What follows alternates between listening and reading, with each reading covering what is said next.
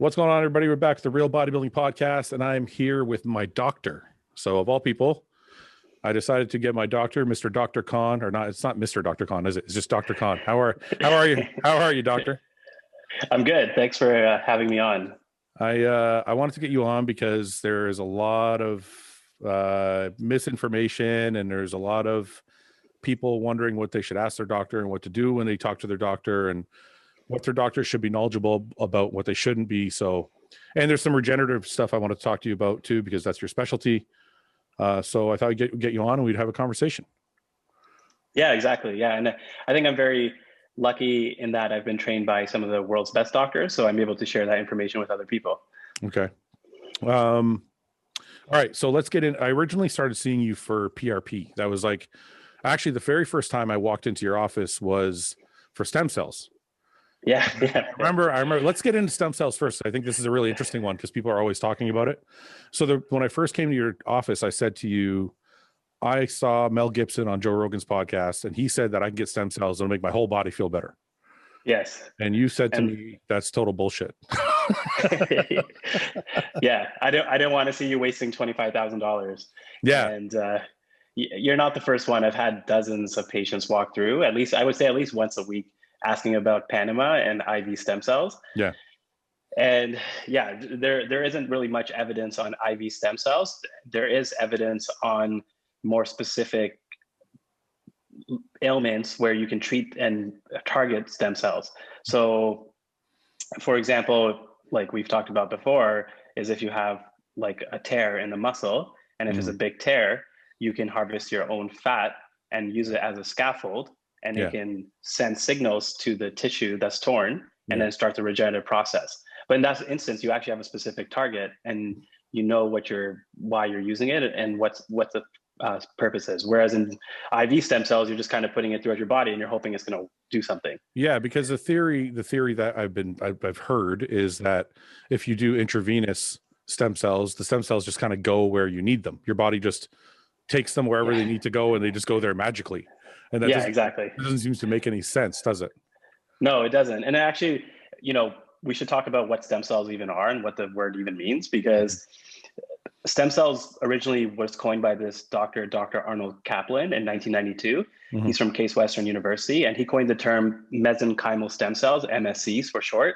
Okay. And the reason he coined that term is because he basically found in his studies that you can have these cells that can differentiate into different tissues. So they can differentiate into muscle, into bone, into tendon. And so that's why it's called stem cells, because they're basically undifferentiated cells, meaning they can differentiate into different cells. Sure. But he came out with a paper about 2 years ago saying that we need to rename stem cells to medicinal signaling cells. So still MSCs for short, but instead of calling them stem cells, calling them signaling cells. And the reason he wants to clarify and why it's important is because it's not the stem cells themselves that are actually special. It's the signals that they send to your own body's stem cells to start the regenerative process. So it's actually about cell signaling, and your body has stem cells, like your tendon has stem cells, your cartilage, your ligaments, they all have stem cells inside of them. But the question is, how do we get those stem cells to turn on and start the regenerative process? Because a lot of times people do heal on their own, but sometimes they don't, right? And the question is why they don't. We don't fully understand that, but at least we can start getting targeted therapies on starting that signaling cascade.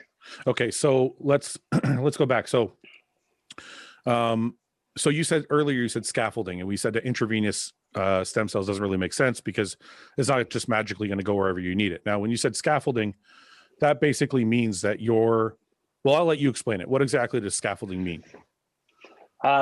So a scaffold, like any biomaterial that basically acts like you can think of it almost like a glue to hold in the regenerative cells. So there's different scaffolds. Fat is just one scaffold, but there's hydrogels or polymers that are being used and derived synthetically as well. You've probably heard of, a lot of people have probably heard of collagen and like hyaluronic acid, and that's starting to be used as a potential scaffold as well. Okay. But the most cutting edge stuff and the most promising is using 3D bioprinters, where they use a collagen based scaffold, and they actually print the scaffold using a 3D bioprinter, and then they seed it with they seed it with like PRP and stem cells that basically cause the regenerative cascade. But you need a scaffold to actually hold that all in place. So that's what the scaffold does, is like, say if I have a tear in my patellar tendon, you guys can do a scaffold, which is going to keep the stem cells or PRP cells in that one area on that tear. And so it does the work in that spot where I need it. Exactly. Yeah. Okay. And it's for those tears that are full tears. So, because for example, if you just inject like the plasma, where you take your own blood and you spin it and you inject it back in, that plasma is just going to go straight through, right? You need something to hold it in. If it's a full tear. And unfortunately, a lot of people, I've had lots of patients who've gone to doctors and they were like, oh yeah, PRP will work for you. No problem. We'll fix you up. And it did nothing. And the reason it did nothing is because the doctor was just like, it wasn't the right treatment because they had a full tear. Yeah. Yeah. So okay. So the scaffolding works why don't we do stem cells in Canada? Why can't I, when I get tears, so I come to see you for PRP, which we'll get into later what PRP means, but why can't I just come to your office and get stem cells done then if it's we got it all figured out? Well, Health Canada is really strict about, it was allowed actually until just a year and a half ago. And then they kind of banned them in the sense that they're not allowing them to use them orthopedic medicine and for general like ailments. They're only allowed to use in very specific cancers which are done in the hospital with like stem cell transplants and stuff like that. Yeah. But otherwise they're not allowing them to be used in like the community. And they're saying because there's not enough regulation. Okay.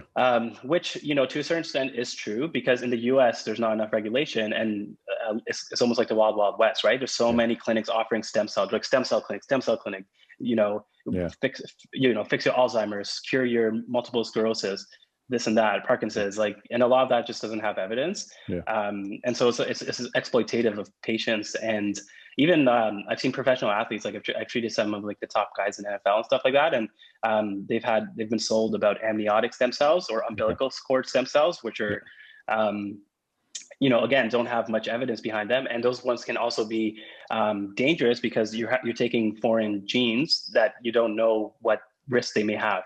And there's actually been studies in Israel where they found that when you use amniotic or umbilical cord stem cells, if that person's genetic code is pre-programmed to have increased risk of autoimmune diseases, then that person can develop autoimmune diseases when they're older too.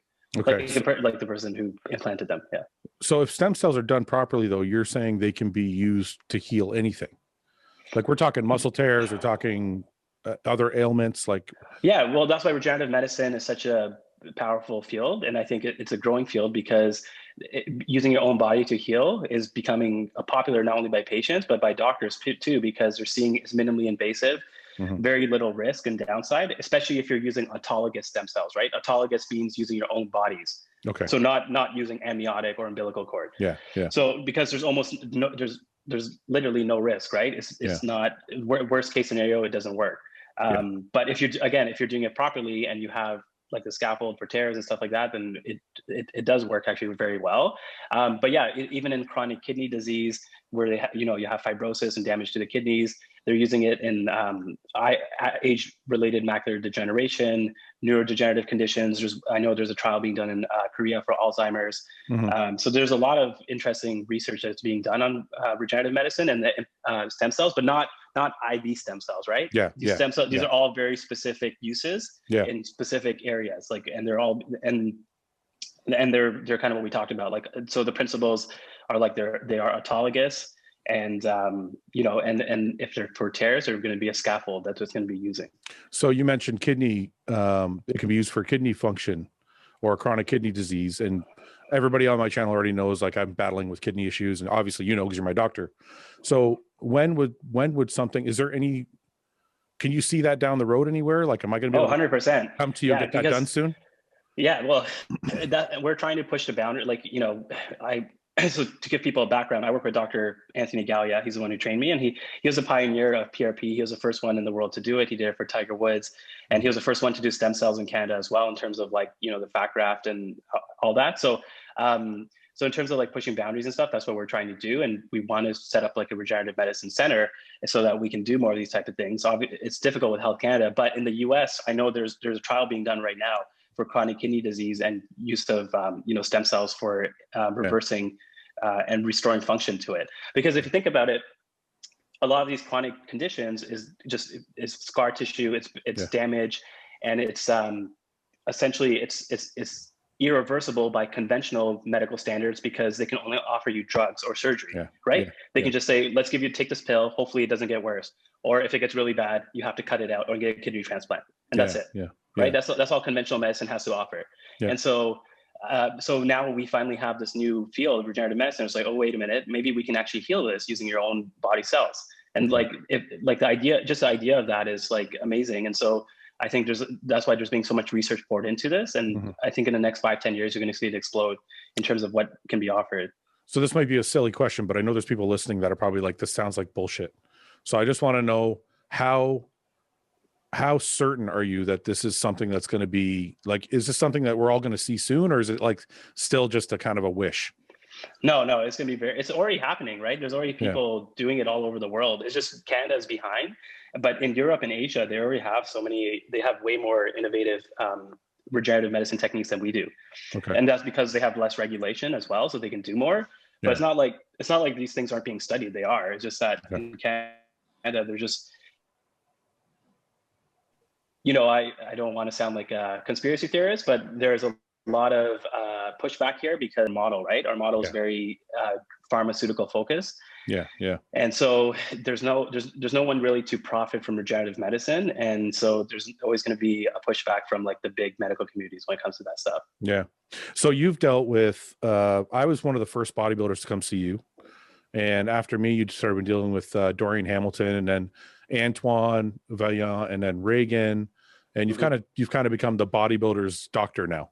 So before we get into how much you've helped all of us, I wanted to ask you just a base question for one of the biggest questions I get from people is, how do I find a doctor that will help me? Because a lot of the listeners I have are enhanced and they use steroids and other things, but they're still health conscious. So they want to try and figure out how they can mitigate some of the risks, see a doctor, have a doctor help them. But a lot of times doctors won't help. So is there something they can say to a doctor or somebody they could see that will help them? I mean, is it always going to be a sports doctor, or is there a way to ask that people will help? Yeah, I think having a sports doctor is probably better because they can understand that you're an athlete and it's part of your career or part of your job almost for professionals. Even if you're not a professional and you do it recreationally, at least a sports doctor will understand better than a regular doctor. So I would definitely recommend that as a first go. And the other thing, the way I would phrase it is, and the way I think about it is like, if you had a patient who was a smoker, would you stop taking care of them just because they smoke or because they don't eat well, or they don't eat well? Just because, and that's the reality of most family medicine, most regular doctors. They manage patients with chronic diseases who don't take care of their bodies, essentially, right? That's like 80%, that's 80% of family medicine is like diabetes, high blood pressure, obesity, all that stuff, which are all lifestyle diseases. And we know there's research on that those are preventable with lifestyle changes. So just because those patients aren't doing the work, you don't abandon their care. You try to help them, right? You try to you give them medications, you counsel them, you do tests. So why wouldn't you do that with a bodybuilder? And that's what I try to empower my patients with. Like, obviously when they see me, like, I'm not like that, so it's not an issue. But like when most of them have their own family doctor, and I try to tell them, I'm like, talk to talk to them this way, like approach them. Like, it doesn't make sense. It's not, I don't know why it became so stigmatized in the medical community, but I've had dozens of patients they're like, my doctor won't even do the blood test. Like, he just refused. And to me, that's actually, like, I'm not going to report that doctor, but like, to me, that's malpractice because you're actually neglecting your patient's health and you're not taking care of them when you should be. And I actually had one patient who the doctor just refused to do thing for a year. And eventually he actually found out about me through you. And then luckily we picked up some serious stuff about his heart and liver, and we were able to help him. And now he's back on track. Right. But like, had he not come to me, like, who knows, right? He would have maybe have had a heart attack or something, right? So So one of the things you do for me and all the other bodybuilders that come in, I'm assuming, I'm only assuming, but you monitor my blood work and you monitor my levels and make sure I'm healthy and make sure, I'm not getting carried away, or when I need to take a break or not take a break or whatever. But one of the other things you do is PRP, because I come in to your office with a tear every 2 months. So I've pretty much torn like every muscle in my body by now. Gotta get you a frequent flyer program. But you've also helped Antoine with his tears. I know you've done some PRP with him. and Regan with his tears, and I'm sure a host of other bodybuilders. So let's get into PRP, because people constantly ask me about it and if it's a gimmick or if it works. And I always tell them it works because I've done it. Let's explain to people what exactly PRP is and what it stands for. Yeah, so PRP stands for platelet-rich plasma. So we can break that down. So plasma meaning we're taking your own blood and we're centrifuging out the plasma, which contains platelets. And platelets are regenerative molecules that release growth factors and also release anti-inflammatory messengers. And so basically what we're doing is we're just using a centrifuge to concentrate the platelets to a certain concentration that we know based off science that has optimal in terms of healing or in terms of anti-inflammatory effect. The reason why PRP gets a bad reputation in certain medical communities and even patients who said it hasn't worked for them is because not all PRP is the same. Okay. So that's very important. And that's where I think, having an expert in this area, it makes a difference between PRP working and PRP not working. Right. And just like, sorry to interrupt. Can you explain why, like, I know what you're going to like, why is PRP not the same versus like if I get it done with you or I get it done at some other clinic, what's the major difference?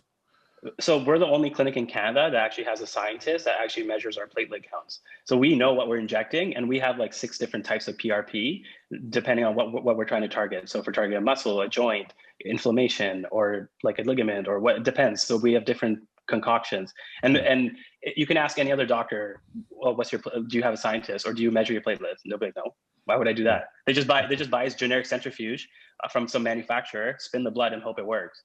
And so that comes back down to training, right? And it comes back to what we talked about earlier about regenerative medicine being exploitative. A lot of people, because it is cash pay, a lot of doctors are just trying to cash in on this growing field, but they don't actually know how to do it properly. Again, the reason I know how to do it properly is because Dr. Gallia was the one who actually pioneered. He was the first one in the world to do it. And he actually invented, now we have a 2nd generation PRP that's more anti-inflammatory and is approved by Health Canada for arthritis. So that one's specifically for arthritis and chronic inflammation. And we use it for spinal conditions as well, like disc herniation and stuff like that. But the point is, you have to have a scientist or someone who does basic science to actually measure the platelets and to have a cell counter. And in US, I think I know 2 or 3 clinics that do that. And in Canada, we're the only one. So after you've taken the blood, you've spun it in the centrifuge, what happens next? How do you heal my tear? I got a tear in my pec. What do I do? Yeah. So this is where the image guidance becomes important too. So I've had a lot of patients go to other clinics and they just feel their pec and they're like, oh, it hurts here. We'll inject some PRP in there. And so that's literally what happens. I just want to explain why that's important. So the imaging part is ultrasound, correct? Right. Yeah. Right. So when I'm in there, like Dr. Khan will show me the screen so I can see. And when they go over my pec with the ultrasound, I can see exactly where the tear is. That's the most important part because you have to inject the PRP right into the tear, correct? Yeah. Yeah, exactly. Yeah. So pointing at an area that hurts is not. But that's what half of the sports doctors still do, or rheumatologists. It's so like, and this problem is the standards in Canada for regenerative medicine. There are no standards. There's no regulatory body that regulates it. The college has nothing to do with it because it's all private, so they just don't really care. And so doctors can just pretty much do whatever they want and charge people whatever they feel like. Just so people know why that's the imaging is extremely important. Is the tears sometimes can be like what was my last tear? It was like, I don't know, 4 millimeters or something like that. Yeah, it's so subtle. Yeah, exactly. Yeah, it's such a small thing, but it can be holding you back from your training. So if you don't have an actual image showing you where that 4 millimeters is, it's kind of pointless. Yeah. Yeah. And I've had so many patients like that. I had just a lady last week who chronic like pain in her trap area for like 5-6 years. People just told her it's in her head. And then we found a small tear. And so, and we fixed it up. So, and she's going way better already. So it's imaging makes all the difference. And we do all of our injections so we bring you into the room and it's myself and the ultrasound tech. So again, having a good ultrasound tech also makes a difference. And because they can find those tears and they know where to look in conjunction with the doctor. So they hold the probe and then I guide the needle directly into the tear. And we try to do a follow-up too, usually 6 weeks after, to make sure that the tear is healed. So it's not like we're just saying we're just going to do it and hope it works. We're going to have image confirmation that the tear is resolved and healed. How come I don't ever come back for those? I don't come. I don't know, man. You live 4 hours away. I don't ever come back for the follow-up. I just assume you get better. I never come back for the follow-up. So just like, it feels good. Fuck it. I'm good. Yeah, exactly. So, okay. So what is the plasma? What does it actually do? Is it just, it's healing the actual tear faster because there's more nutrients? So it's what we talked about earlier. It's about cell signaling. So because if you think about it, the plasma doesn't stay there very long. And there's been studies, maybe it stays up to 48 hours. So it's not there for a very long period. So what it does is it sends to your tendon or to your muscle that's torn, it sends signals, and that tendon or muscle has its own endogenous stem cells that start the regenerative process. And that regenerative process is basically those growth factors, and then that causes the repair of the tendon and the muscle. Okay, so forgive me if this is repetitive. I'm going to be a little slow on this one, but if it's doing the signaling, why are stem cells more powerful if they're doing the, is it different signaling? Exactly. It's all about cell signaling. So that's why our second generation PRP is just as powerful as stem cells for arthritis, because we've been able to, Dr. Gallio's basically, he invented the second PRP, the cell signaling in it is much more anti-inflammatory, the way he's, the processing that we put it through. And basically that anti-inflammatory component is what makes stem cells powerful anyway, in terms of reducing inflammation for arthritis. Because when you're injecting stem cells, you're just cell signaling. The only way you're actually going to regenerate tissue is like having that scaffold. But is a stem cell more powerful in terms of signaling than PRP? It depends on what you're trying to try to do, right? Are you trying to shut off inflammation, or are you trying to regrow new tissue? Those are usually the two things. And so, okay, guys, we're back. We had a little bit of a technical error there. So, so back into PRP. So we were saying that PRP is just as strong as stem cells for the new PRP is just as strong as stem cells for arthritis, but not necessarily for everything. Exactly, yeah. Because as we talked about earlier, it's about cell signaling, and the new PRP in terms of cell signaling for reducing inflammation is just as good for arthritis and chronic pain. So when someone goes to the States, for example, and they pay $10,000 to $15,000 for a stem cell treatment, it's not really a stem cell treatment. It's just really an anti-inflammatory treatment from the fat or the bone marrow that they're getting injected into their joint. Because those are the two main sites that they harvest the stem cells from, is bone marrow or fat. But really all that's doing is reducing inflammation. Because like if you actually want to regrow tissue, like we said, you have to have a scaffold. And you actually have to also culture the stem cells to a certain number to get them to the right amount. So for example, in like Panama and Europe, they're allowed to culture them, and they can increase the number of stem cells. Because in North America, you're not allowed to do that, right? So anyone in US telling you that they're injecting stem cells is not really stem cells. Okay. So going back to PRP, you said that you have to have a scientist on hand, and you have to know exactly how many platelets you're injecting, and all these things. For the regular person on the street, the regular bodybuilder on the street who wants to go heal a tear, how does he know what PRP clinic has that capability and who doesn't? Well, in Canada, it's only us really, and in US, it's there's Regenix is pretty good, and there's one called Ortho Healing that Dr. Sampson. They're like the ones who kind of organize the big conferences. So you have to research. Just like a lot of people trust doctors, which is fine, but just like if you're gonna go spend money on like people research like hours before they buy a TV. Like why wouldn't you do research before you get a procedure done, right? So you should research who's doing it, what their experience is. You should ask them a lot of questions. Like you don't just go into it like and just trust them blindly. It's not, unfortunately, especially in this field, it's not always what you see. So before we get off of PRP, I want to ask you, I've heard stuff about PRP being used for hair regrowth, and I've heard PRP being used for tears and joints. And what are all the things you can use PRP for? Can I grow my hair back with PRP? Of course. No problem. No. Just a few injections. Yeah. No, seriously, can I? It only works for thinning hair, and it can increase like the density of the follicles. Okay. So if you are thinning, it can definitely help with that, but you have to do them regularly. Like you have to do 3 in a row, and then you have to do them every at least twice a year, probably, for maintenance. So it gets pretty costly, and you have to keep doing it to maintain it. But if you have access to that, it can definitely help. The thing is, and that's the other thing about PRP is kind of like it's being used for literally like everything now, which almost makes it seem like a scam, right? Because it's like, and so there's something called the vampire facial. They're using it for anti-aging. Okay. There's something called the P shot and the O shot. I don't know if you heard of those. What's that? So, well, you can. So they actually inject into the penis. That's what. Yeah. I thought you were going there. Or into the clitoris. Okay. And basically, the idea is it just increases blood flow in there, so you can have better erections and better like. All right. Well, we'll talk about that after. I'll make an appointment. I'll make an appointment for that. Okay. So what else are you doing for bodybuilders? So when I come in, we go over all my blood work. When you look at blood work and you see certain things are off, but a bodybuilder, I'll just use me as an example. I'm taking testosterone or I'm taking growth hormone.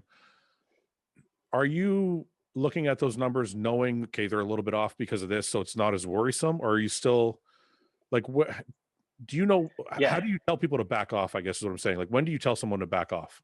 Well, exactly. Yeah. Because if you go to your average, doctor who doesn't know much about bodybuilding, they might freak out. They'll see liver enzymes elevated a little bit and they'll be like, oh my God, what's happening? Your liver is damaged. You need to get an ultrasound, a biopsy and all this stuff. And, the reality is, so the way I kind of look after my, pro bodybuilders and stuff is to look at, okay, is this condition or is this what they're, this elevation, something that's reversible or is it irreversible? And if it's getting to that point where it's getting irreversible, then that's where we really need to have a conversation about backing off. So for example, with the liver, if your liver enzymes go above 5 times normal, then that can be irreversible damage. So if you're on cycle and your livers are above 5 times normal, you really need to, talk to your doctor about getting off and safely and monitoring your liver and doing everything you can to support your liver. And same thing goes for kidney. There's, as your kidney function decreases, you can get to a certain level where it maybe not be reversible, right? And gradually kidney function can get worse. And so you have to keep monitoring that and see how far, depending on genetics and stuff, you may have to stop someone from their passion, because that's just, their just body isn't meant for it, right? Like everyone's genetically different, right? Do you have a problem telling someone that? Do you have a problem sitting down with somebody that has a passion like I do and saying, look, this is no longer viable for you, or this has got to change, or that's got to change? I mean, I've had to do it a few times. I've actually had I treat Olympia level athletes, and then even Jay Cutler has come to our clinic, and so with those guys, they're genetically very gifted. Like their bodies are very resilient, and they're usually fine. But I've had guys in their 20s who've done a few cycles and it's just destroyed their bodies. And but their dream was to be a bodybuilder, right? That was what they grew up dreaming about. I'm like, sorry, man, it's not in your cards, right? Like you just don't have genetically, even though they have a great physique, their kidneys are taking a beating, their liver's taking a beating, and it's not sustainable for them because they're so young now, right? So it's nothing I enjoy doing, but I have to, you have to weigh the risks and the benefits. And most people are reasonable. They're not gonna put their life on the line for it type of thing. Most people will stop and be understanding of that. What I know your specialty is regenerative medicine, but I wanted to talk to you about, one of the main things I want to get into was I talk about my issues on this channel because I'm hoping there's young guys out there, like you said, that are 20. Because for example, I'll give you this scenario. I was told to take a blood pressure medication when I was 30.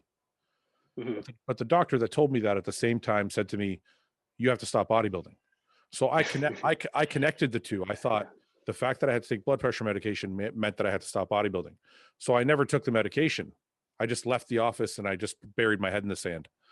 But I think that because of that situation, my kidney levels got worse because I had kind of had high blood pressure all along. Yeah. So the reason I have this channel and the reason I do these things is because I want that young guy that's 20 years old to go to the doctor and take the blood pressure medication and all that stuff. So the point I'm getting to is this: is there a way that somebody can bodybuild at an extreme level, like trying to become a pro or anything, and still be healthy?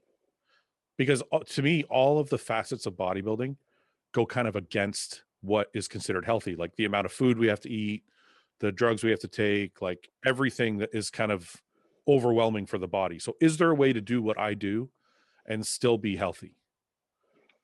Yeah, I mean, I think it depends on how you define healthy, but for example, I treated an Olympic gold medalist, for example, and he's only 30, and he sacrificed his body to win the Olympic gold medal a couple of years ago. and he has so much back pain and stuff, and so I'm doing injections for him. But and his quality of life kind of sucks right now, right? And but for him it was worth it. And so I think for everyone it's going to be different in terms of what their goals are and what they're willing to sacrifice. Can you do it in a risk, like you said, like minimize your risk and do it in the safest way possible? Yes, you definitely can.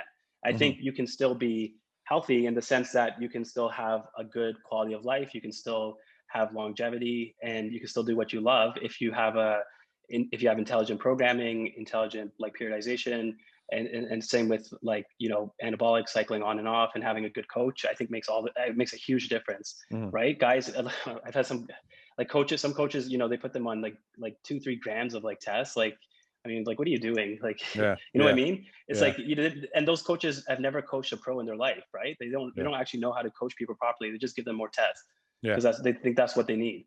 And so I actually, that's one of the things I always recommend. I'm like, find a good coach, and like they are few and far between. So I think that makes a big difference. And then having a doctor who's willing to monitor you and talk to you about like risk mitigation strategies, right? Like blood pressure is a huge one, but there's also so many supplements that have actually been shown to be effective as well, right? Like what? Well, for liver, like Tutka, like we. Oh, you mean like that? Yeah, natural supplements. Yeah. So, okay, so what I guess what would be the number one factor that would be, and the most obvious answer would be steroids. Is steroids the number one factor in bodybuilders becoming unhealthy? From an organ damage perspective, yes. Yeah, that's what I'm in terms of kidney, heart, and liver. You're putting a lot of stress on your organs from anabolic steroids, for sure. There's no doubt about that. But does that mean you will have irreversible chronic damage? Not necessarily. And that depends on genetics, and depends on how you train and how you cycle and all that stuff. Yeah. So those 20-year-olds that came in that you said, you kind of had to tell them to hang it up. Is there something they were doing that was exasperating the situation, or is it just strictly genetic and their body just couldn't handle what they were doing? It was definitely, I think most of it was genetics. It's just bad. They just weren't dealt the right cards, and it really played with their body. But there was one guy I remember who his coach was just like that coach who just put him on like way too much and way too soon, and just literally destroyed his body. And now he's on, we have him on TRT now, and he's only like 26, and he's like, and he's done with bodybuilding. He's like, it ruined me. Like he was feeling like crap for like, and the other problem is he couldn't get help. Like none of the doctors would help him even. And so luckily again, he found me online and stuff. And like, it's just, and that's the other sad part is like a lot of these guys just don't even know where to go. Yeah. So if we go back to, if we take steroids as the number one culprit, which is the obvious answer, is there a way to do it other than taking less that is going to help guys? Like, is maybe avoiding orals, or is there a certain drug that's worse, or is it like a certain time period that's worse? And obviously the worst case would be just taking too much, but aside from taking too much, is there a different strategy that you could use to stay healthier, I guess? Yeah, I think the whole like cruise and blasting thing is not ideal for a lot of people, like, because then you're basically always putting drugs in your body, and you never really give it a chance to reset. I think it depends, like, depends what level you're at. And some guys, they're really afraid to like come off completely. But I think if you can give yourself a break for 3-4 months every year, like that's ideal. Just to give your body, just giving your endocrine system and your organs a break, essentially, right? And so I think that would be a good risk mitigation thing. And then just coming back to like the supplements and having monitoring to see if there are any issues. We should probably talk a little bit about like what tests should be done, because I think a lot of people don't even know. I'm gonna go there. I just want to ask one other question, because this is just kind of always weighs heavy on my mind. Is the food factor a big factor in how healthy we are throughout our bodybuilding careers? Because I always say this on the podcast, and I could be totally wrong, so maybe you can correct me if I'm wrong. Is eating 4,000 or 5,000 calories a day for years on end, is that contributing to how our bodies are behaving into our 30s and 40s? I mean, I don't think there's not really great research on saying that amount of calories is going to cause any end organ damage. I'm not aware of any, so I don't think so. It's just like that myth about protein causing kidney damage. Like that's just just nonsense. And so there is some research on saying that if you're in a calorie deficit, perhaps you might live a few years longer, but who wants to live like that, and that's not even, and that's, those studies are mainly done in mice, right? So it's like, so I think from a quality of life perspective, if it adds to your quality of life to be a bodybuilder. I don't think the calories in the food is really causing any damage that way. Okay, because I always thought, being heavy and eating a lot of food, a lot of protein, a lot of fats, a lot of carbs consistently throughout the year, and never really taking a break, never tapering it off, I thought that would weigh heavy on my system. If it doesn't, that's great. That's always something maybe I just conjured up myself. But if you're saying, well, I think a lot of people feel like, it's putting, stress on their organs, I guess. But I mean, there's no real like data for that per se. But I think from other like consequences of being overweight, there may be other, sequelae of that. So for example, with obesity, there's going to be thick neck, and then there's going to be sleep apnea.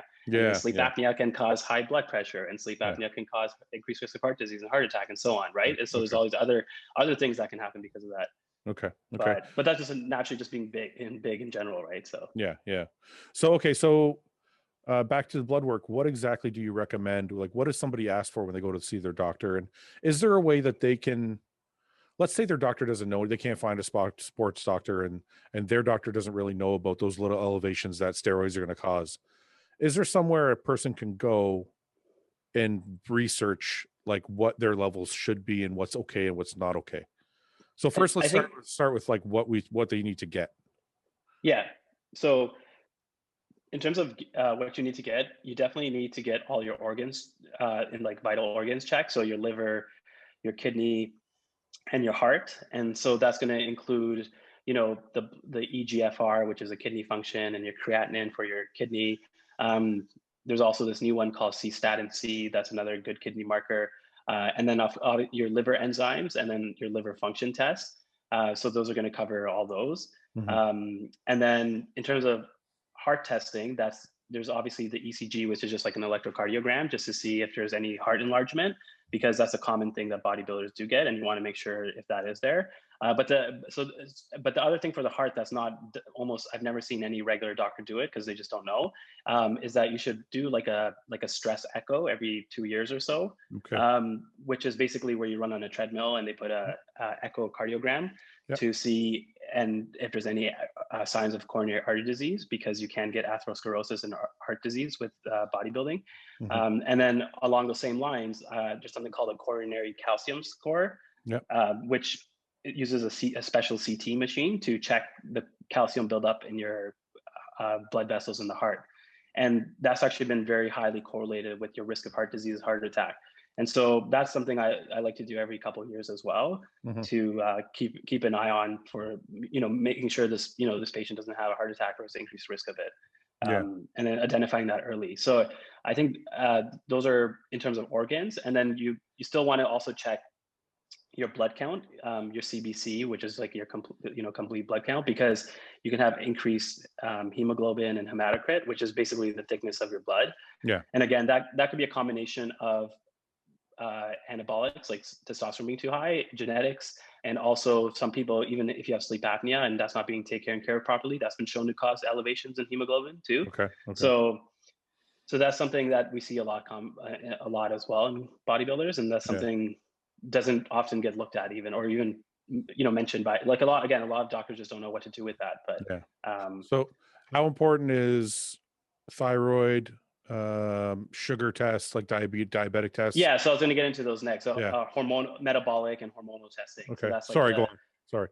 So that's the next component. So metabolic, basically meaning you're like fasting insulin and 3-month blood sugar level, and you're fasting glucose, just to make sure if there's no abnormalities with that, especially if there's a history of the patient doing growth hormone.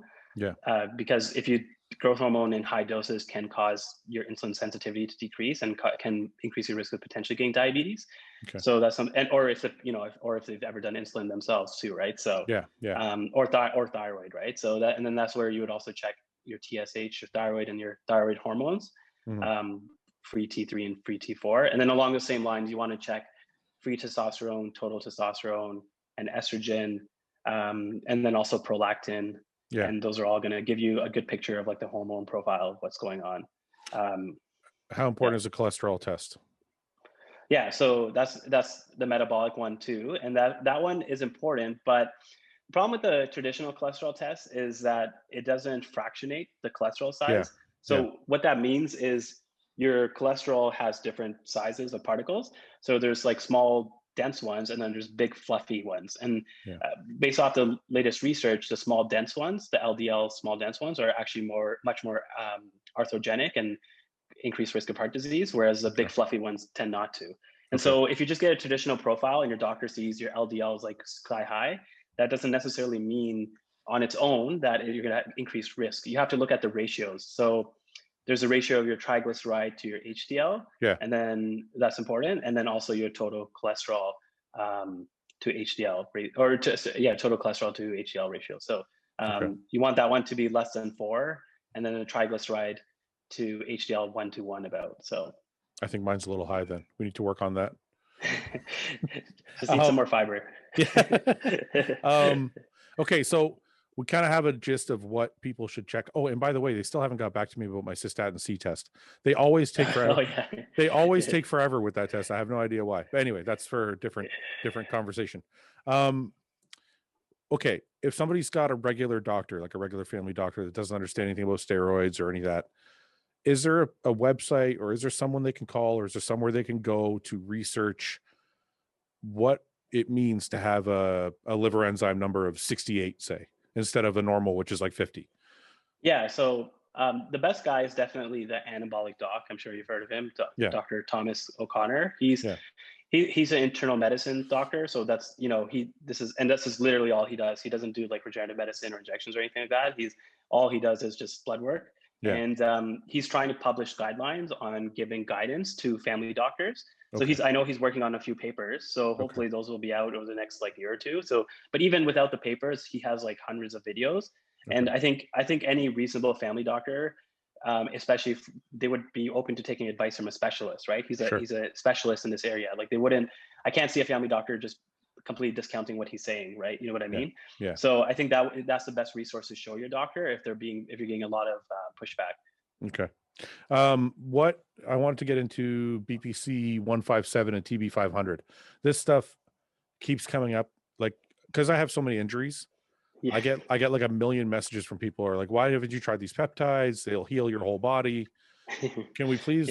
Just like the bath and stem cells, right? Just do yourself with stem cells. Okay, so just for the record, I have tried both the BPC 157 and the TB 500. I didn't notice any miraculous healing properties, but maybe I did it wrong. Maybe I had a bad brand. I don't know. But what are your thoughts on those two peptides? So there's only been research done in like mice and rats in terms of like peptides. So there isn't much research to go on.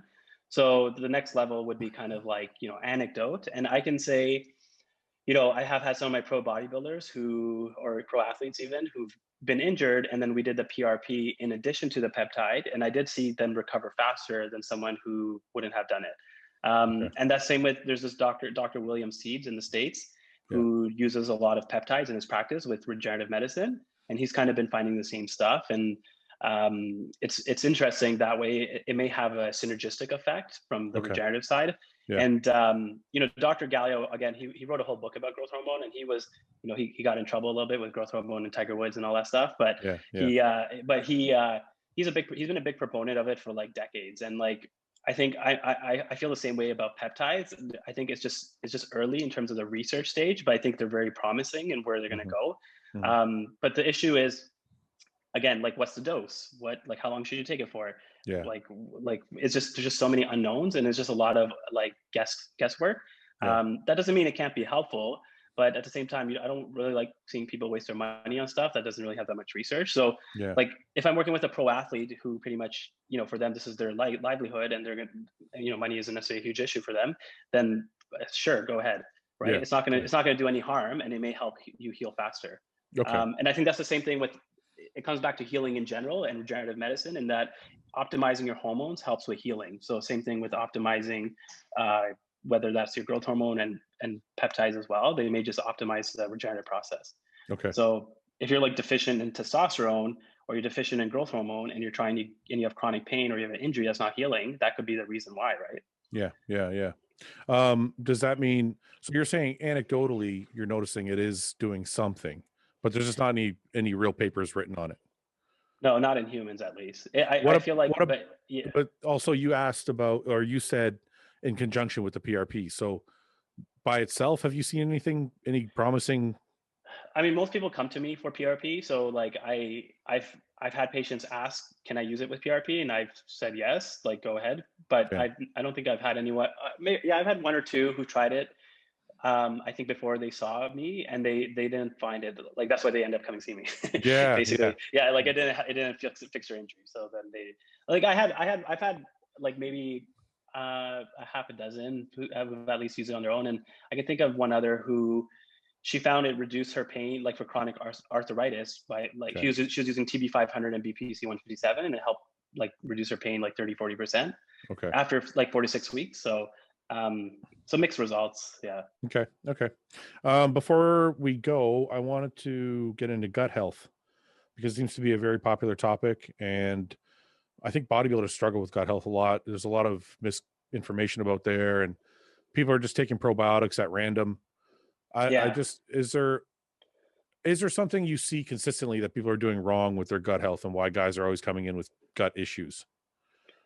Well, yeah. So the guts we know is very important. So there's something called the gut-brain axis. So your gut actually does communicate with your brain. So it plays a role not only in digestion, we know it plays a role in mood and also immunity. 70% of your immune system's in your gut, essentially, like in your small intestine. So it's pivotally important for like health and immune system and longevity. Yeah. And the biggest issue is it's back to almost, it's the same principle as like with the regenerative medicine. It's like there's no standardization. Okay. So it's like basically like you take a probiotic, but what's the cell count? What's like colony formation unit, like CFU count, and what are the different strains and which strains are the best formulations? Yeah. And we're getting much better at knowing which strains to combine for specific ailments. Okay. So, but in general, for like general gut health, like what I usually recommend is a soil, like a SBO, soil bacterial organism, combined with like the usual like probiotics. So like one that has like lactobacillus and Saccharomyces, which is a type of yeast. So yeah, there's basically three that you want is the SBO plus like the regular probiotic plus a yeast, and that will give you a general probiotic. There's unfortunately there's no formulation that has all three in them, but there are some. So usually you have to take two probiotics together to get that. Okay, so 1 second here. I'm trying to understand this. Is the SBO, that's a form of probiotic? Yeah. Okay, so that's one. And then you combine that with what is the second probiotic I can combine it with? That's just like a regular probiotics that has like lactobacillus and like bifidobacterium. See, this is the confusing part. When you say regular probiotic, when I go to the nutrition store, the grocery store, yeah, there's so many. Exactly. So the quality ones that you want, I mean, that's the problem. Like almost none of them are really good over. You want one that's actually like in a blister pack, so it doesn't lose its quality or degrade. Refrigerated also, right? Or no? That doesn't actually necessarily matter. The blister pack is actually more important for in terms of shelf life and stuff. Is there a brand? Is there a brand that you can recommend? Yeah, there's one called Zymogen, XYMOGEN, and then the soil-based one, you can pretty much get any soil-based one. And same with Saccharomyces boulardii. That's just like its own yeast strain, and that one you can get like it comes on its own. Wait a minute, you lost me there. So soil-based combined with the regular one, the Zymogen.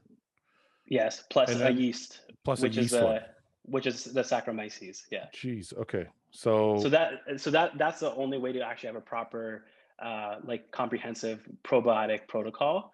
And I would recommend if people actually want to do like a proper protocol, there's a book called Healthy Gut, Healthy You, by Dr. Michael Ruscio. And he's like, he's pretty much the best guy when it comes to this stuff. And I've read his books and listened to a lot of his stuff. And so that's why I have a pretty good knowledge base of it. But the idea is like, you can't just heal your gut with probiotics, because that's one part of it, but there's so much more that goes into gut health. So for example, stress, sugar, not sleeping properly, that's all we all know that disturbs your gut health. So this is one of the things that drives me crazy is somebody will go get all 3 of these probiotics and they'll take them all, but then they're eating like a bag of chips afterwards. Exactly. So basically what you're saying is if your diet's not on point or you're not eating clean, unprocessed foods, this concoction is not going to help you anyways. Yeah, exactly. It comes back to like the principles, right? What are the first principles and what are the most important principles? And that comes back to lifestyle, which is, where we diet, nutrition, exercise, sleep and stress and everything. So, but in addition to that, there are other things like digestive enzymes that can help as well for gut health, because a lot of people have those type of issues. Yeah. Before you go there, when do I take, I know you said to get this book, but just briefly, when do I take this concoction, this combination of probiotics? When do I take these? The best time is usually from the latest research is take it at nighttime, like before bed. Okay. Now, before we move on to digestive enzymes, what about prebiotics? Because I've talked to a holistic doctor who was like, your probiotics don't do anything without prebiotics. So then they lost me. I'm like, okay, now I need more stuff. So prebiotics is just essentially fiber, right? Okay. So as long as you're getting enough through your diet, usually you don't have to get a formulation that has a prebiotic in it. Okay. Now there are prebiotic and probiotic formulations that come with both of them together. Okay. But if you have a good diet with lots of fiber, which you should, then I don't think you necessarily have to take an additional pill for that. Okay. So now, going back to digestive enzymes, is that something you recommend? And the one I have, it says I have to take with every meal. Is that pretty much how it works? Yeah, you have to take with every meal. Yeah. I think if you're doing a gut healing protocol, that's usually that's usually step one, is to try digestive enzyme with the probiotic, and then see how that goes for a couple months, type of thing. So someone asked me once, why do I need a digestive enzyme if my body has its own enzymes? They don't always. It's like, your body has its own healing processes for tears, but why doesn't it heal? It's just like they don't always work the way they should. So you're helping it, pretty much, is what you're saying. Exactly. Yeah. Okay, so this is something people who watch the channel know I love to eat. So when I have a cheat meal that's like gross and I ate a whole bunch of like binged out on a Saturday night, how bad is that ruining my gut health, and for how long? What's your cheat meal? That's bad, dude. Like we're talking like $30 at McDonald's or something. This is something something gross, like a large pizza or something like that. I don't know, but like I don't listen, when I'm on point, I try not to eat too often, but when I do eat, it's like a Saturday night, I'll have whatever I want, pretty much. So if somebody does, we'll use 2 scenarios. If somebody has, let's just say somebody goes to Five Guys, they have a burger and fries and a drink, and that's their cheat meal. What is that going to do versus, let's say, me, who sits down and eats like $30 at McDonald's and has the McFlurry and a Big Mac and the whole everything on the menu? How bad? Obviously, I know which one's worse, but in terms of gut health, how long is it going to take me to recover from that and be okay? So they're temporary. So those fluctuations, and the medical term is called gut dysbiosis, which is basically an imbalance between the good bacteria and the bad bacteria. And so when you eat those type of foods, it causes a temporary basically fluctuation in the balance. But that usually it's transient. So it usually is like 24 hours. But the problem is people do that chronically, right? And if you're doing that on a daily basis, right? And that's what the average person, that's what they do, right? They eat they don't eat very healthy, and they're stressed all the time. They don't sleep enough. They eat a lot of processed, refined foods. That's just the average person, right? And unfortunately, it's a state where that's just how people live their life. Not like bodybuilders, unfortunately, right? Yeah. And so what's going to happen to your gut over time? It's just going to add up, and that's how most chronic diseases, like we talk, is chronic inflammation and chronic lifestyle stuff that lead to most diseases. So going back to that holistic doctor I was talking to, they told me that one cheat meal can affect my stomach for 2 weeks. Is that nonsense? Well, I holistic I won't tell him you said. Don't worry, it's just between yeah. us. Nobody's watching. Don't worry about it. Yeah, no, I know. Again, Dr. Ruscio is my go-to source for gut health, and he's had podcasts on this, and he said 24 hours for like meals is going to be a temporary, usually disturbance Okay. in the gut. Okay. Going to, but we're saying the bad bacteria outweighing the good bacteria. If I'm eating a bodybuilding diet, let's say I don't cheat. Let's say I'm a strict bodybuilder. I eat all unprocessed, single ingredient foods. Sometimes they still have like bad gut issues. So how does that develop if you're eating, clean whole foods, not processed, not garbage, not high sugar foods? Can you still develop a bad gut bacteria? Well, because you're not getting enough probiotics in your diet, probably, right? Unless Okay. you're eating a lot of fermented vegetables and yogurt and like kimchi and Yeah.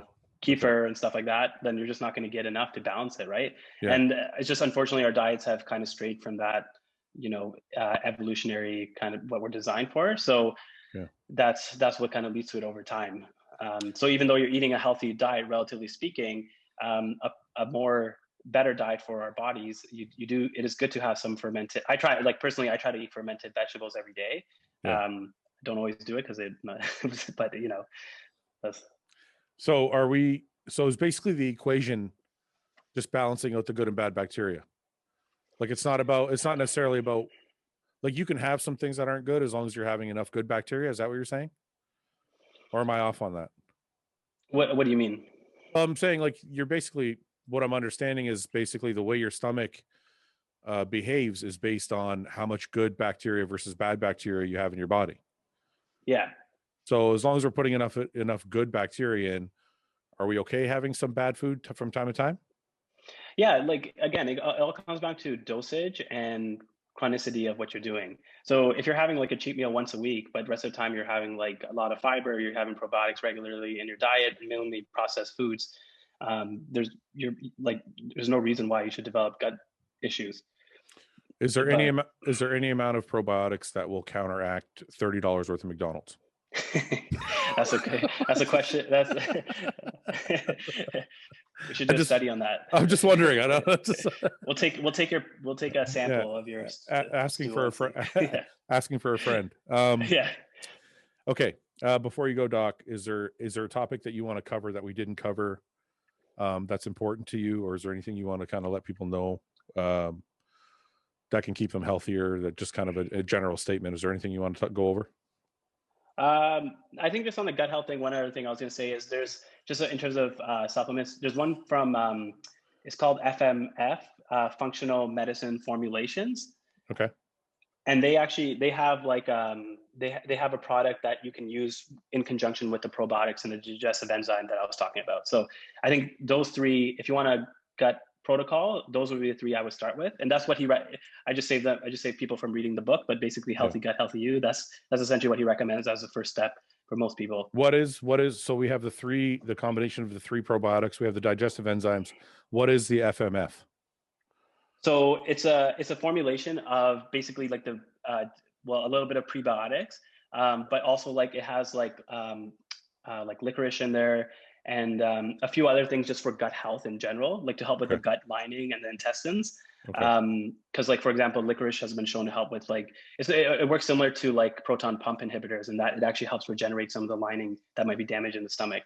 So it just has essentially other, like, kind of like liver support supplements. It's almost like a GI support. Could think about it that way. Okay. So if somebody does this protocol and they're eating, let's say their diet is pretty good, how long do they have to wait before they can see some significant changes in their gut health and how their body's digesting food? Usually 30 days minimum, but I would say give it 3 months.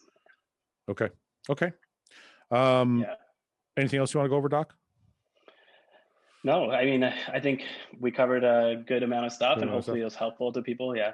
The one thing I want to ask you before we go is, are you open for new patients? Because I'm sure there's a lot of people in the GTA that are probably going to contact you after this. Or are you full? Unfortunately, I'm not taking new patients for blood work and stuff, because I am full with that. Like I have a lot of pro guys like you guys, and I just can't manage with all the new patients I get for injections and stuff. So, but I am taking patients for injuries and pain and like anything related to that. So when you said, before you go on, so muscle, tendon tears, joint issues.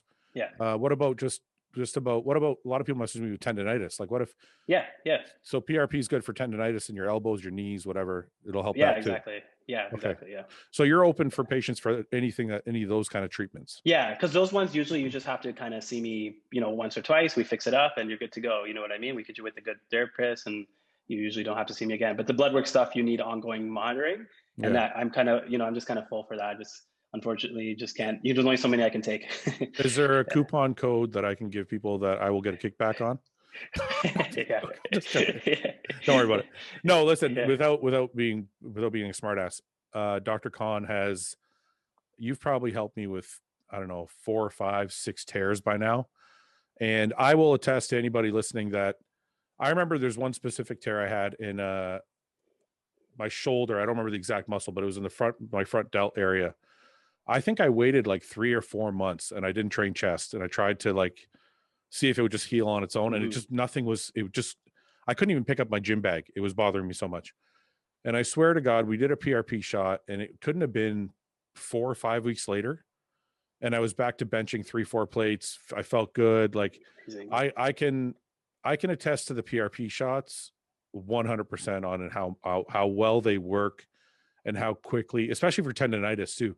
I remember my knees were really bad and I got PRP on my knees. That wasn't you, it was a doctor before you, but I remember how much that helped. So anybody listening, I guess if you're open for that, they should definitely give you a call. And there's no reason to live in pain or injuries. Yeah. Before we go, I want to just quickly show everybody that you also practice what you preach. So this is Dr. Khan's Instagram page. Follow him, Dr. Khan. You can show me deadlifting 550. I wanted to show. Is it just wait a minute? Is this just a photo? No, there's a video if you go down. I just posted that, but okay. I was gonna say if there's no video, it doesn't count. You can't just load up the weight. No, there's a video. Okay, where is it? There's me and you. Okay, there, cool. There, down there. There it is. There, all right, there. Hard work. Okay, let's see. That's 550. 555. Trap bar. That's pretty good, man. You're gonna get flamed for your form though. Your back looks too round. People are gonna freak out. I was working out with Jordan Shallows, the muscle box, so you can take it up with him. Throw him under the bus. So you do a little bit of powerlifting for fun, right? Yeah, I just enjoy it. I'm a meathead. I think that's doing 115s or 120 or something. So what are these 120s? Yeah. That's good though, man. I mean, it's like a hobby for you. You're not like Yeah, and I'm proud of it because I mean I'm natural and I just love doing it. And for me it's a stress relief. And I think I get a lot of, people like younger people who follow me and med students and people who want to be doctors who like the idea of what I'm doing. And I just love sharing that. And I love helping other people. So it's great. One of the reasons I like coming to see you is because you like to lift weights. I feel like you kind of know what I'm going through. Yeah. I know you're not a pro and you don't do it at my level, but regardless, people who work out at least know kind of what they're, what they're feeling, I guess. So, yeah. Some bros getting in there. I like that. Yeah. It was a 135. It was hard. That was hard. I don't use a rope. Not rope. I think I remember seeing you when you're squatting somewhere. I can't find it, but anyway. Oh yeah. You guys can go on Dr. Khan's page, give him a follow. You can DM him there and yeah. My email's on there too. I'm very accessible by email. DMs, as you know, Fouad, you don't always check them, right? Sometimes they just get missed. That's true. And but email I pretty much always respond to. Okay, so there you go. So people can contact you that way. Doctor, I appreciate you taking the time, man. I hope people got some good information today. And maybe we'll round up some more questions and I'll have you on again some other time. Yeah, we could always do I like the AMA, ask me anything idea. We could always do that. That'd be fun. Maybe we'll do a live one and people can, but people get nasty. They get some really weird questions on my channel. So I don't know. Maybe I'll screen them all first. You have to filter a little bit. Yeah. All right, man. Listen, thank you so much for the time and we'll talk to you soon. All right. Thanks. All right, brother. Thanks for watching. Please subscribe, share with your friends and like the video. And if you get a chance, check out the description for all the different links to all the different places you can find Hostile and myself. And lastly, check out hostile.com for our new line of supplements and all of our apparel and gear. Thanks again for watching.